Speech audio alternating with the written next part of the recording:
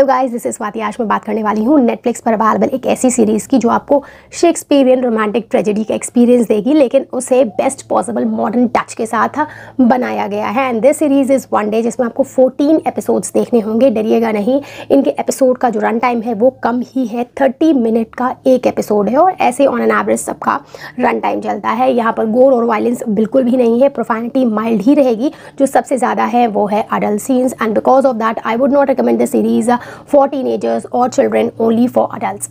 कभी कभी हम अपने डेज ऑफ यूथ में कुछ ऐसे डिसीजन लेते हैं जो हमारे फ्यूचर लाइफ इवेंट्स के लिए डिसाइडिंग फैक्टर होते हैं। They could be strong link in our golden chain और weak link in our worn out thread.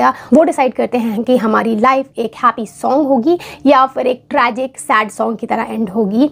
बिल्कुल ऐसा ही वन डे सीरीज में दिखाया जा रहा है, जहाँ पर जब कभी आप अपने सोलमेट को गलती से फ्रेंड जोन कर देते हैं, तब आपकी प्री डेस्टिन्ड इंटैंगल्ड लाइफ किस तरीके से सेपरेट जर्नी पर निकल जाती है। और वो जर्नी बहुत ही अप्स एंड डाउन से भरी होती है, जैसे सभी की life journey ups and down से भरी होती है, लेकिन वो जो आपका सेपरेशन का पेन है वो कंटिन्यूसली बना रहता है और अकेले उस जर्नी पर निकलना बहुत ही टफ होता है। तो यहाँ पर आप एमा और डेक्स्टर की स्टोरी से यही चीज़ देखने वाले हैं। अगर आप रोमांटिक ड्रामा के जॉनरे को पसंद करते हैं तब डेफिनेटली आपके लिए सीरीज़ है, और अगर नहीं पसंद करते हैं तब भी बड़े अनयूजुअल ट्विस्ट एंड टर्न्स के साथ इसे बनाया गया है, नेचुरल एक्टिंग की गई है, आप इसे ट्राई दे सकते हैं। मेरे लिए ये सीरीज़ 9 आउट ऑफ 10 है। बाकी पूरी सीरीज़ के साथ मेरा क्या एक्सपीरियंस रहा है, मेरा क्या टेक है, ये मैं आपसे शेयर करूंगी और आप डिसाइड करेंगे कि आपको ये सीरीज़ देखनी चाहिए नहीं देखनी चाहिए। इससे पहले अगर आपने आए हैं please subscribe. So about the series one day, अगर हम स्टोरी की बात करते हैं तो 15 जुलाई 1988 में कॉलेज के फेयरवेल पार्टी में एमा और डेक्स्टर मिलते हैं। दोनों के बीच में स्पार्क होता है, बात रोमांटिक रिलेशनशिप तक पहुँचते पहुँचते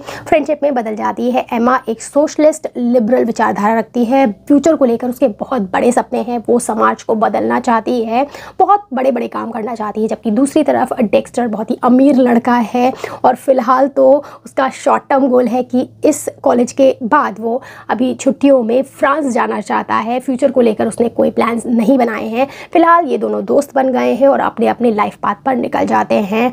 एमा ने जो कुछ सोच रखा था वैसा उसके साथ बिल्कुल नहीं हो रहा होता है, उसकी लाइफ में डाउन फेज चलने लगते हैं, जबकि दूसरी तरफ डेक्स्टर की लाइफ जस्ट उसके उलट में हो जाती है और वो काफ़ी फेमस सा टीवी सेलिब्रिटी बन जाता है।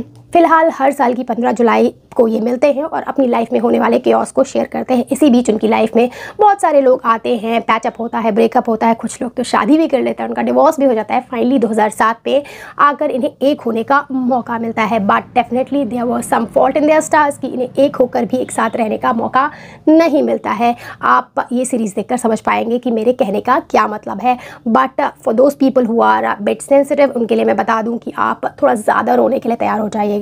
और अब हम बात करते हैं कुछ पॉजिटिव्स एंड नेगेटिव्स की जो मुझे इस सीरीज़ में मिले हैं। जो इस सीरीज़ का सबसे बड़ा और पहला पॉजिटिव है वो है इसकी स्टोरी, जो कि स्वीट एंड फ्रेश है, साथ ही बहुत सारे लोगों को नॉस्टैल्जिक करने वाली है। इसमें एम्पल ट्विस्ट एंड टर्न्स हैं और ट्विस्ट एंड टर्न्स भी ऐसे वैसे नहीं, आपको शॉक एंड सरप्राइज करते रहते हैं।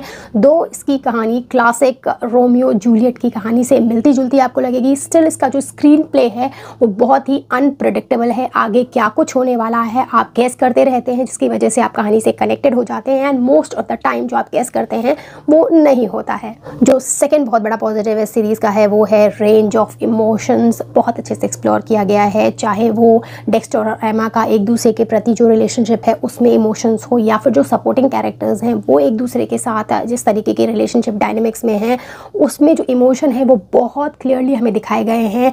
यहाँ पर यही सबसे बड़ी चीज़ है कि वाइड रेंज ऑफ इमोशन है, anxiety, sadness, sorrow, love, pain, excitement, सबको हम एक्सपीरियंस कर पाते हैं। और जिस तरीके के डीप एंड प्रोवोकेटिव कन्वर्सेशंस के थ्रू इन इमोशंस को हम तक पहुंचाया जाता है, उससे ये पता चलता है कि हम स्मार्ट एंड सेंसिबल पीपल की कहानी देख रहे हैं, जिससे और अच्छा लगता है और जानने का मन होता है।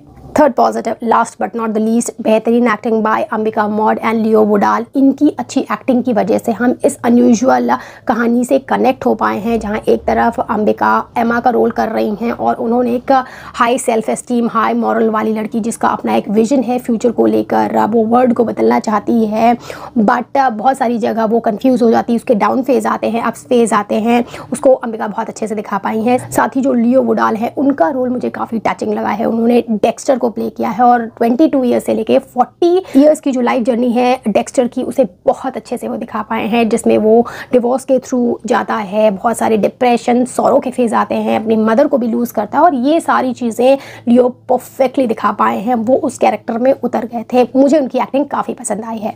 अब अगर ड्रॉबैक्स की बात करते हैं तो इसमें 14 एपिसोड हैं। तो शुरू के कुछ एपिसोड आपको बहुत फील गुड कराते हैं, एंड में क्योंकि ट्रैजिक एंडिंग रखी गई है तो आप ओवरवेल्म फील करते हैं, बहुत ही सैडनेस की फीलिंग आपको घेरे रहती है बाय द एंड। बट जो बीच के कुछ एपिसोड हैं वो बहुत ही मंडेन लगते हैं, जस्ट लाइक लाइफ। ऐसा लगता है डे इन डे आउट वही सारी चीज़ें दिखाई जा रही हैं। हर साल 15 जुलाई को ये मिलते हैं और अपनी लाइफ की क्योस शेयर कर रहे हैं और रेपिटेशन सा फील होता है। तो यहाँ पर एक फ्लैटनेस सी लगती है, बस ये ड्रॉबैक लगा है मुझे। बाकी मुझे ये सीरीज़ बहुत पसंद आई है। ये मेरे लिए एक रोमांटिक नॉवल पढ़ने जैसी सीरीज़ थी, जिससे मैंने बहुत कुछ सीखा है और अपनी लाइफ में मैं इम्प्लीमेंट भी कर सकती हूँ। That's it from my side, bye bye.